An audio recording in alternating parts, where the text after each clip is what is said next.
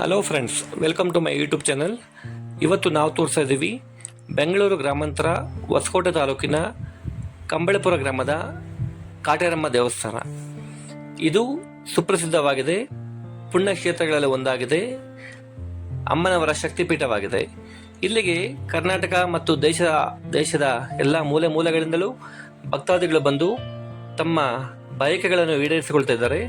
ಇಲ್ಲಿ ಇರತಕ್ಕಂಥ ಜೋಡಿ ಆಲದ ಮರಕ್ಕೆ ಕಾಯಿ ಕಟ್ಟೋದ್ರಿಂದ 9 ವಾರ ಎಲ್ಲ ಕೆಲಸಗಳು ಆಗುತ್ತದೆ ಎಂಬ ನಂಬಿಕೆ ಇದೆ.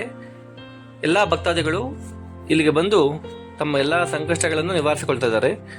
ನೀವು ಸಹ ಕಾಟೇರಮ್ಮ ದೇವಸ್ಥಾನಕ್ಕೆ ವಿಸಿಟ್ ಮಾಡಿದರೆ ದಯವಿಟ್ಟು ಕಾಮೆಂಟ್ ಮಾಡಿ, ನನ್ನ ವಿಡಿಯೋನ ಲೈಕ್ ಮಾಡಿ, ಶೇರ್ ಮಾಡಿ, ಸಬ್ಸ್ಕ್ರೈಬ್ ಮಾಡಿ ಫ್ರೆಂಡ್ಸ್.